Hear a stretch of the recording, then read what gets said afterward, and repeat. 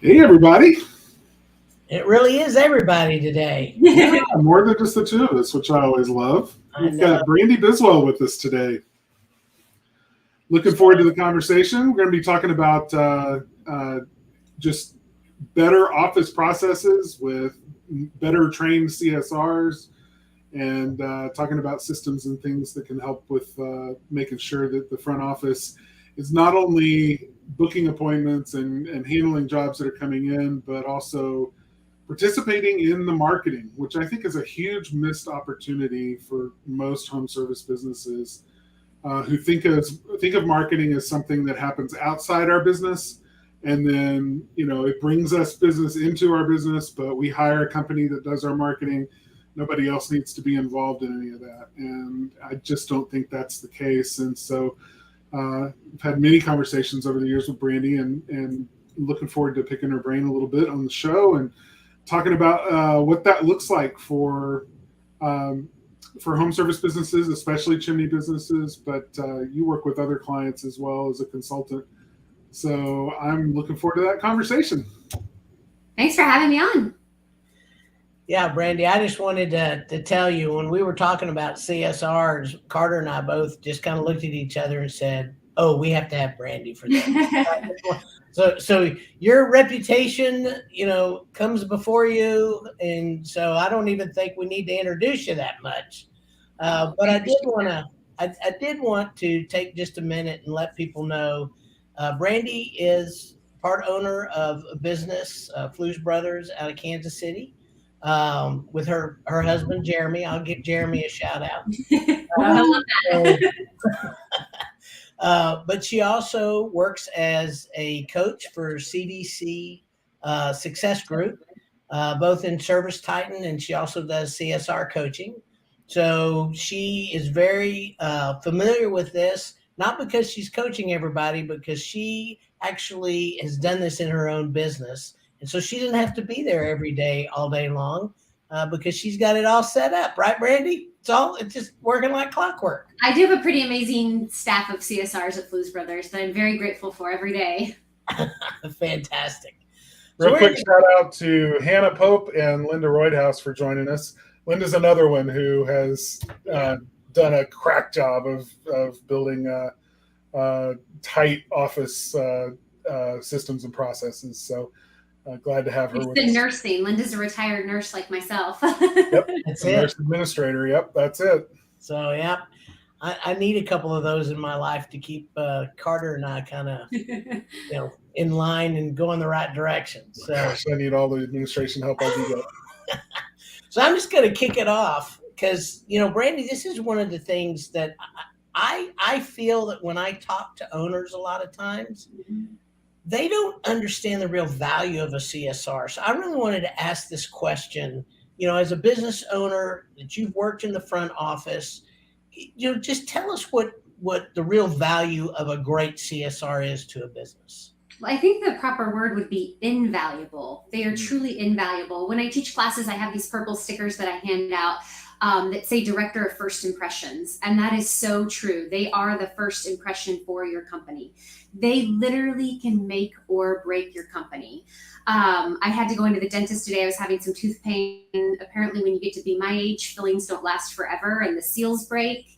And so they were kind enough to work me in this morning. And on my drive there, I was thinking about Gina in the front office at my dentist office. And Gina's been there all the years that we've been there, all the years that my family's been there. And I just love seeing her. I look forward to seeing her. It would not be the same if I didn't have Gina to talk to when I call in to make my appointment. When I teach the CSR classes, we talk a lot about using the customer's first name, which luckily with a lot of software today, it gives us that information right away.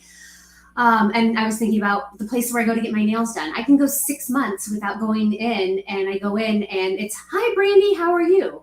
And that's what keeps me coming back. It makes me feel special. And a great CSR will use all of these tips and tricks and techniques to keep your customers coming back. Oh, We had an experience the other day. We use a dry cleaner in our neighborhood, and my wife pulled in and walked in and to pick up dry cleaning, and they already had it ready, hanging on the thing, like right there as she walked in. she's like, how did you know it was me? They said, well, we recognized your car. And we're like, oh my gosh. Oh, I love that. It either means we do way too much dry cleaning, or it means that they're really on it in terms of customer service and getting. Yeah, they're paying attention, right? Yeah. So I think that's that right there, paying attention, being curious, knowing who you are, what you drive, all those kind of things. It really does just matter. It just matters. Yeah, it's awesome. So Carter, this is one of your questions. Oh, Hannah, really quickly, just because it's relevant. Okay. She said, I love how long with your nursing history you include dentistry. Your story about dental, going to the dentist. She says, I'm a dental hygienist turned office manager for our small business. It all translates. Absolutely. That's perfect. So I'm sorry, Taylor, you were saying. No, I'm just and Linda just says this too. If we're gonna talk about this, nurses are the best. There you go. We'll just have to do that. So this is a question you wanted to ask, Carter. So I wanted to let you ask it. Yeah, I believe that good people, A players, if you will, to borrow a hiring phrase that gets thrown around a lot. People who are just naturally going to be a really good operator in the business. That they do a good job. They come into a business, but in order to really make the business most efficient, that A player wants systems and processes in place. I've seen this over and over and over again. And if they're not there, then an A player, in order to feel like they're invested and they're going to stay and they're going to get everybody else that they have to work with, coworkers every single day, even the owner every single day, they're going to be speaking up and saying, guys, I think we need some systems here. I think if we did it this way, it would run smoother. They're going to want processes in place. Talk about how the best people in the office influence those processes, want those processes. I mean, do you see that as well? Yeah, I love that you said that if they're not there already, if the processes aren't already there, that they're going to probably put them in place, because that's something I really look at when I'm hiring staff and when I'm going into companies are the CSRs engaged? Are they wanting to create new projects? And let me tell you, especially when you have a brand new CSR, they're seeing your business from a whole different standpoint than you are, or the person that's been there 3 years, 5 years. So they're the best at that moment to make changes or see, hey, I think we could do this better, or hey, at my last job, we did it this way. But it takes those people to run the processes. Prior to this, I was listening to calls. I do what's called call audits for my clients. And I was doing call audits for a client, and this CSR just started 2 weeks ago, so brand new. So we can't be very hard on her because she is brand new, and she is just on the phone. I can hear her smile, which is a big thing. I want to hear her smile. And I mean, she is just smiling from cheek to cheek when you listen to her answer the phone. But we've set up some processes to make it easier on her, and she's learning them. And so listening to some of the calls, she's doing great. And some of the calls we're going to have to tweak a little bit. But one of the processes that, we've started with is, where are you located? Because I know even in Kansas City, I get calls from like people that have chimneys in New Jersey. And I'm like, no, we're not driving to New Jersey. And what type of fireplace it is. There's all these questions that we need to ask to make sure that we put the right technician at the right time with the right customer. And so she's learning that now, and she's going through that now. And she's even already come up with some ideas of things that we can change, which I just think is phenomenal. But so we have to have those processes in place for them to follow. Yeah, it's almost like you can't have an A player without really good processes. Yeah. And you can't have really good processes without A players to really help build them and make them serviceable, workable, right? I mean, the difference between a process and a good process is whether or not anybody actually uses it or not. Right? Exactly. One of the statistics I was reading was that 75% of customers prefer a streamlined experience wherever they go, the same over and over again. And so I always use McDonald's, because I feel like you can go to McDonald's here and I can go to McDonald's there in Nashville, and it's going to taste the same, and I'm going to get the same level of customer service. Well, it's the same in our service businesses. So when they call Flues Brothers Chimney Service, whatever company it is, they want that same level of service every year when they call, each time when they call back. They want to be asked the same questions, be given that same scripting. They want that consistency. And we have to have processes for that. Absolutely. So I love you use the word consistency, because that, I don't care if it's marketing, if it's operations, it doesn't matter what it is, waste, all of it. Consistency runs through everything in a business. And if you don't have consistency, yeah, you're really causing some issues in your business. Boy, do I believe that. I believe Yeah, that. and just unnecessary fires that you're having to put out. Yes. Yeah. And it's, who needs those? We have too many necessary fires without. Yes. Chaos is the word that comes to mind. Chaos. There you go. So one of the things that I'm curious about, you know, we think about CSRs. They're answering the phone. Yes, they're going to be the first line of defense, offense. You know, you're going to be showing who your company is, basically, with that first phone call. But talk a little bit about marketing. How does a CSR incorporate marketing into their daily schedules, if you will, and tasks on your team? And have you thought of any ideas that maybe have not been tested yet that maybe should be at some point?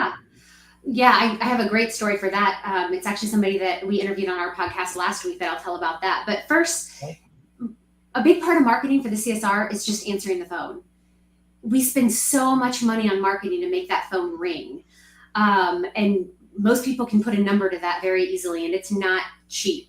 And so it's really important that we're picking up that phone by the second ring. And we know that if we're not picking up the phone, especially me, I'm done. I'm hanging up and I'm calling the next company because I have 5 minutes to get this fireplace and chimney of my house booked. And so I need a company that's going to answer the phone and get me scheduled so I can move on about my day. So that's a huge part of it.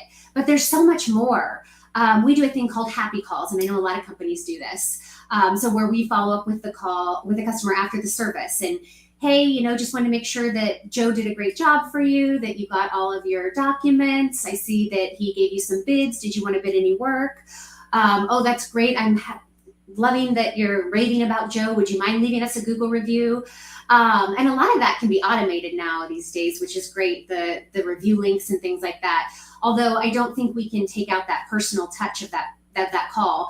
And believe it or not, you may say, well, Brandi, that's not marketing. I'm just following up with the customer. But it is marketing, because then tonight they're having a barbecue with their neighbor and they're like, you're not going to believe today the chimney company that I had out last week called just to make sure that we were satisfied and that we got all of our documents. And so it is marketing. Now, one thing, we had Tommy Mello of A1 Garage Doors on our show last week, and this idea I'm stealing. So what he did, and I thought this was ingenious, is when their technician is en route, they'll say, hey, I want to give you a heads up, I'm on my way. Hey, I'm going to stop at Starbucks. Did you want me to pick you up anything? And that was like a light bulb moment for me. Talk about marketing. Then I'm telling my neighbor at the barbecue, you're never going to believe that my garage door guy picked me up a Starbucks on the way to my house today.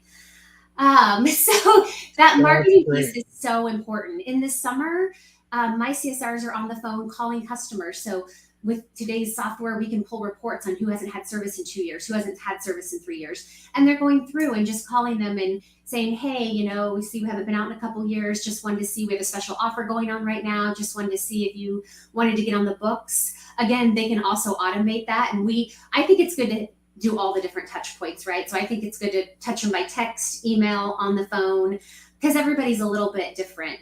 Me, if you want to get a hold of me, you've got to text me. I'm the same way. Yeah. And then, culture, Facebook, social media, TikTok is so big right now. I'm trying to learn it, you guys. I'm trying. It's just, I feel like it's so hard. My daughter's trying to explain it to me. She's offered to come to work, and there's some type of video everybody's making, and she's like, I'll just help you make it, Mom. So I'm going to take her up on that.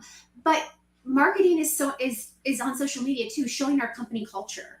I can't tell you how many times customers will comment, oh, I see that you celebrate your technicians' birthdays, or they comment on our social media, oh, happy birthday, Julius, you were at my house last year. So that's a huge piece of marketing that the office can get involved in. Believe it or not, I would say the marketing is even more so on the office side than the technicians. The technicians have their branded vans, and they're certainly following up with the customers to an extent, but I would say a large part of it falls on the office. Yeah, it's funny when you're talking about marketing, oftentimes that conversation ends up sounding a lot like a customer service conversation, right? Mhm. Because the best marketing is good customer service. And there's nobody in the office more equipped to set the tone for what good customer service with this company is going to be like than that CSR. And that's why I think that the real opportunity for involving them in the marketing, involving them and helping them understand that what they're doing is not just serving this customer that's in front of you, the one that's calling you or texting you or communicating with you, but every other customer that comes through our door,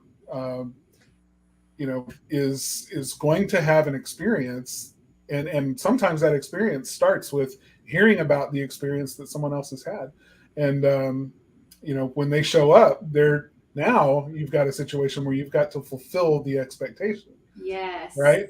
Now you've got somebody who talked to a friend or has talked to multiple people, and the way it happens on Facebook. Hey, does anybody have a recommendation for a chimney service company in Nashville, Tennessee?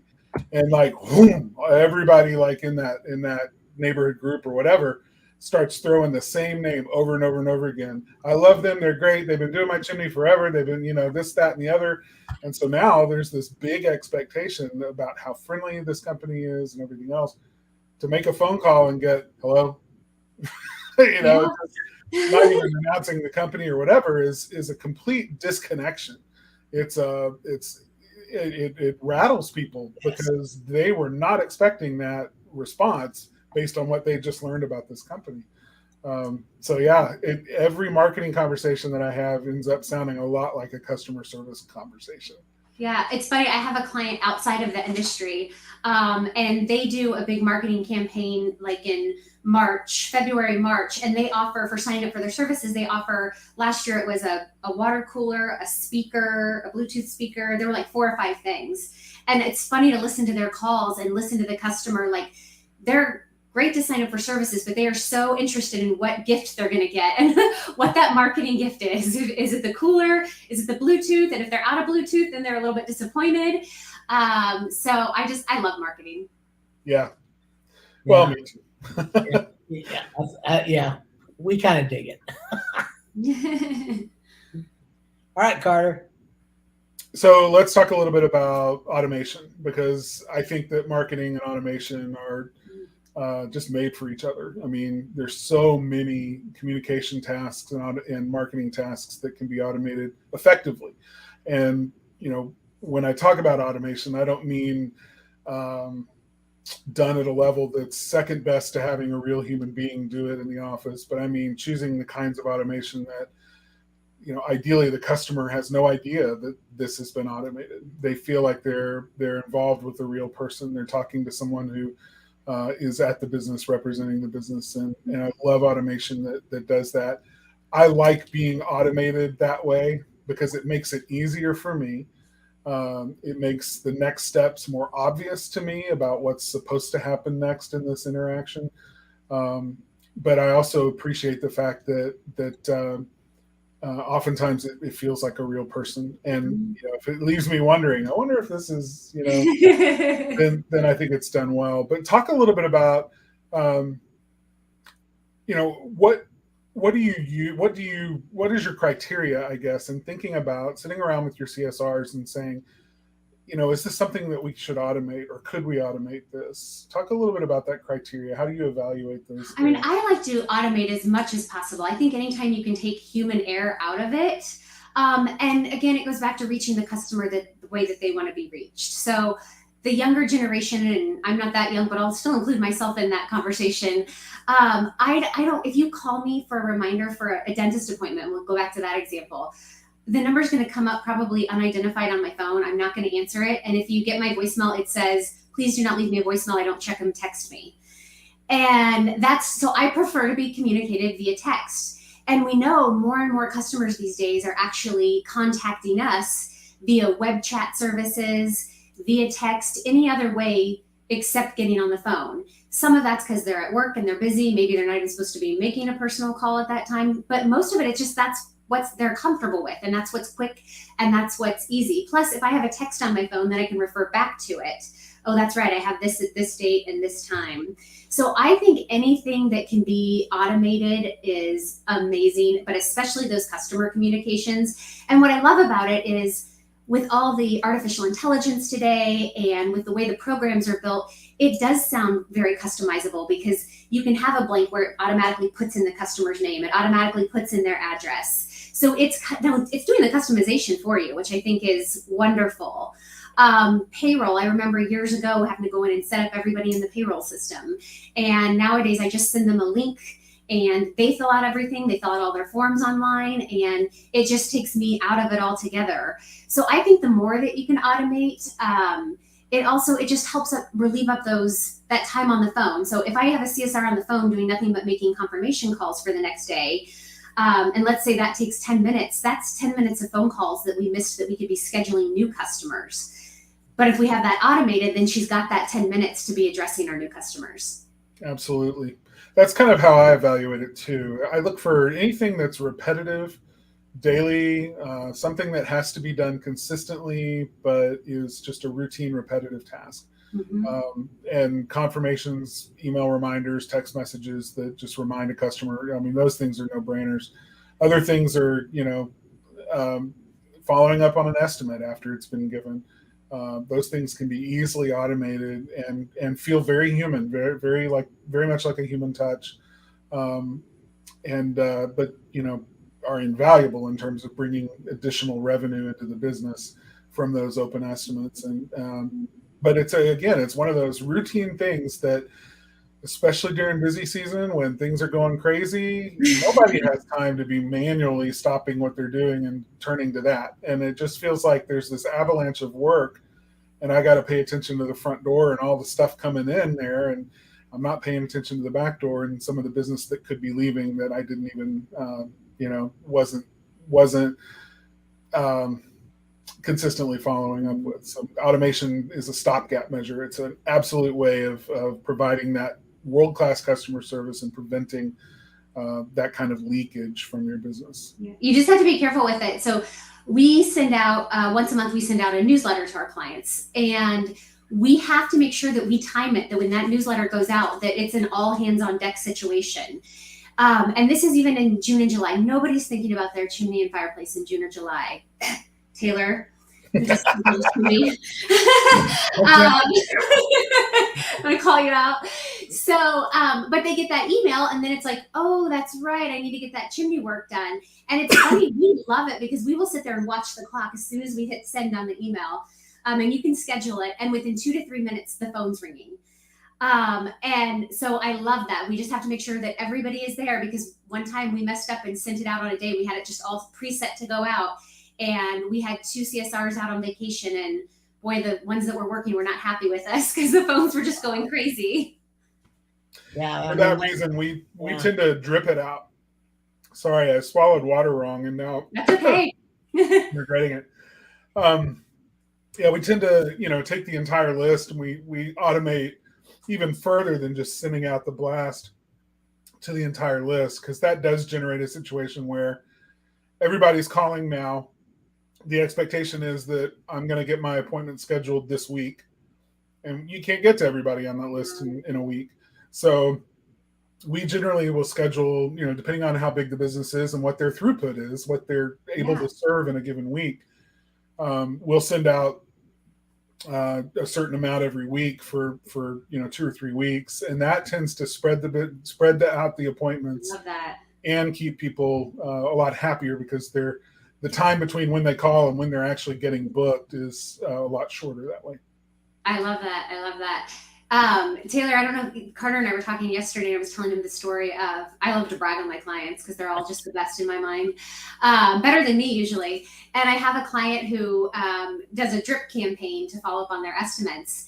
And I remember years ago, you guys telling me it's usually like that 6th or 7th touch before the customer actually makes a move, which I get, because I'm the same way. I see the email come in and I'm like, I don't have time to deal with that now. Okay, fine. 4 emails, I better deal with it.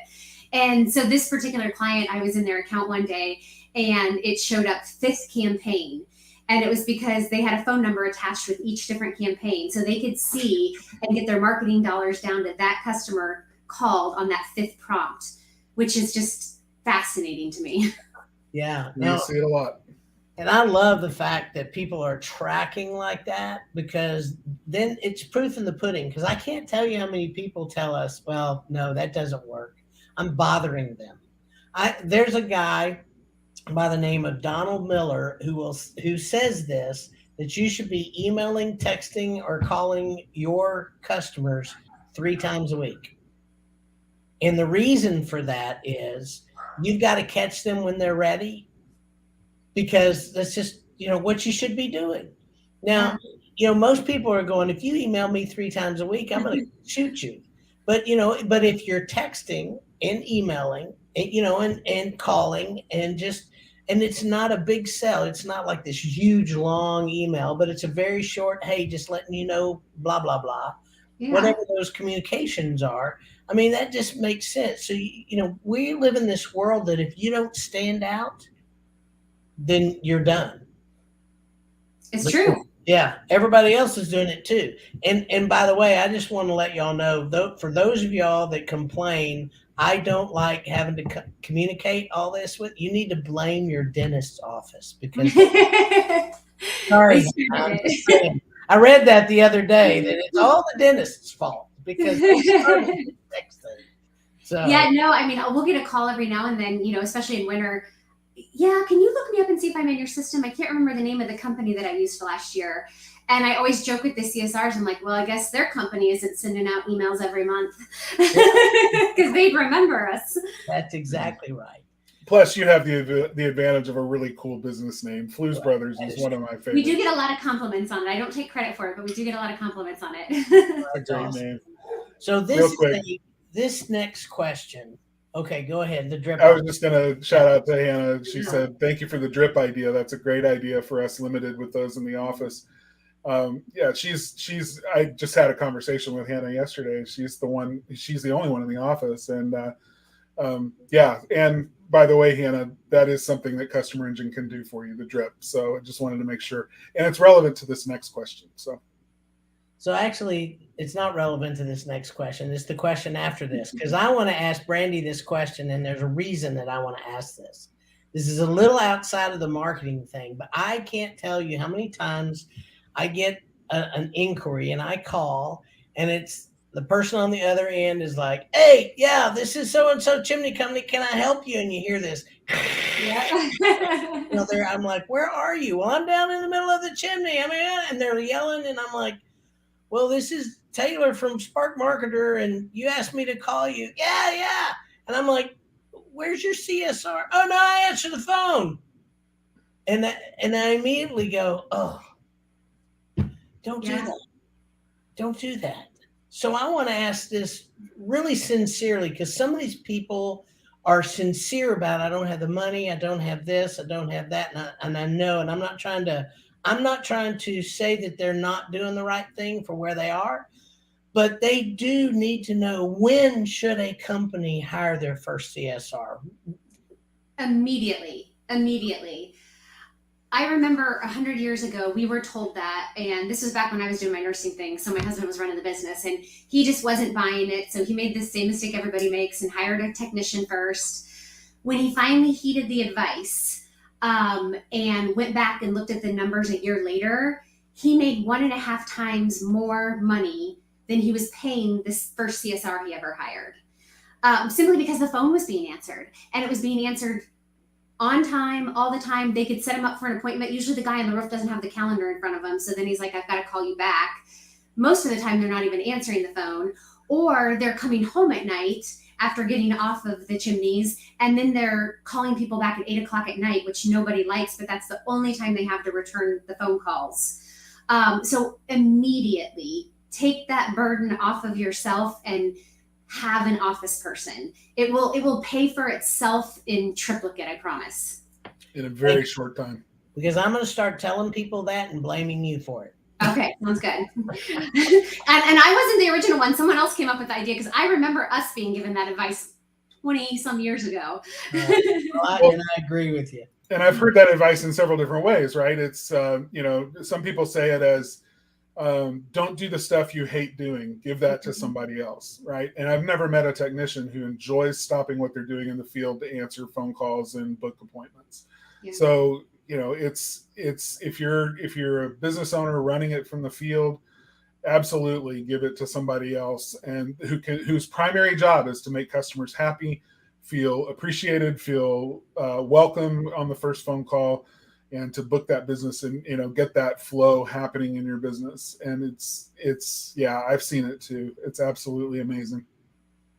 So okay, Carter, this is the one you were looking for. Well, the other one was relevant too, but because Hannah's an owner in the business, so when should a company look for automation or look at automation to help in the office? Should they do it early on as well, like around the time before they hire a CSR, or should they look at that as something that should be done later on once the business is up and running? I would say in conjunction with, because you can hire call centers to answer your phone, but they're never going to be as good as somebody that works there for the company. I remember years ago, a long time ago, when we did our first ever web chat, and we hired a company that was not us to do the chat. And it only lasted maybe 4 or 5 months because I got so many complaints because they couldn't answer the customer's questions. And so we handle our own chat in-house now because we can answer all of the questions. And so you really need that person on the phone that's knowledgeable about that specific company and that specific business. So I would say do it in conjunction with. And the nice thing is it may mean you only need one CSR to start out instead of two, because the automation is doing the part of the confirmation calls for you and sending out the review links and doing all that side. So you don't need a body doing that part, but you've at least got the body answering the phone. And I don't like to say body because it's a very highly skilled CSR, highly trained. Yeah, boy, and that's the truth. I mean, the past 5 years, I've been working more closely with the office side of businesses. Taylor tends to work more with the owners, but I tend to have the conversations with office people because of the automation stuff that we're doing. And I can absolutely say I am in complete awe of an office person who can think in 3 dimensions in terms of like logistics and scheduling and able to, just juggle all of the different things that they juggle in a given, 30-minute period. It's truly awe-inspiring to sit and watch that happen. The good ones are invaluable and irreplaceable. Yeah, and I mean, the automation makes it so nice too in the marketing parts, because the way these programs are built these days, you can put in notes. Their dog's name is Fluffy, or they recently lost their cat, or you can put in all kinds of notes. And, we have over 11,000 customers in our database. Do I know them all? No. Sometimes the bad ones, their names stick out in my head more than they probably should. But I don't need to know them all, because I have on my screen, it pops up and I can ask, oh, how's the dog Rufus doing? Or, hey, you mentioned last year, that you'd gotten new floors. Are you still liking them? And that personal touch makes them feel so special and goes so far, because of course they would rather deal with the company that asked them about their floors than the company that's just, let's just get you through and get you a date and time. Yeah. Yeah. It's interesting about that, because my wife, who does interior design, she remembers every person, every name, every face. And I finally said, I don't know how you do that. And she says, well, I pretty much have one of those photographic memories. I remember that, and I'm thinking that is so good, because I don't have that. I don't either. As soon as I meet you, I probably forget you, and it's not on purpose. It's just I'm on to the next thing. But you're so right about having those notes and things right there to where you don't feel like you have to remember. You're trying to, because those tricks that people say, this is what you do to remember names. This is what you do to remember that. I mean, having that there is invaluable. So that's a great point. And I've never even thought about that in the sense of automation and the note taking, though I know it's there. That's great. I'm glad you mentioned it. That I learned something today. Good. Well, this has been a great conversation. Absolutely. Just, when it comes to the world that you play in and the world that you help others get better at. It's exciting to me because that's more and more the world that I'm in with regard to, helping our customers figure out how to get more out of their marketing. And I think you brought a lot of great ideas today. I really appreciate that. So we want to make sure that people know how to contact you.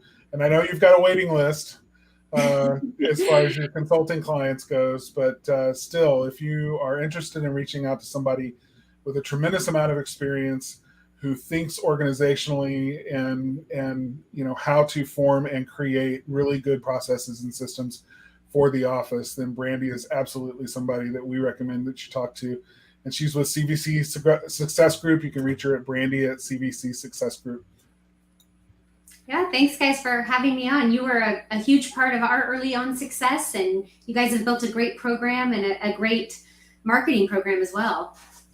Well, thank you. And we're excited about what it can do for people. And I appreciate you saying so. And I think that's it. We're at time, aren't we? Yeah, we are. We're at the time that I just Spark Live can now be found as a podcast on Spotify, iTunes, Google Play, or your favorite player. And next week, we're going to have another Q&A with Carter and me, which is always fun. So bring your questions, anything that you have. It'd be great. Linda, Chuck, Hannah, everybody here, thank you so much. And just remember, if you need help with CSRs or have questions, Brandi is the best person I know to reach out to and have those conversations with. So, Brandi, thanks again. So appreciate you, and appreciate you taking the time out of your busy day to come on. We'll see the rest of you next week. Bye-bye.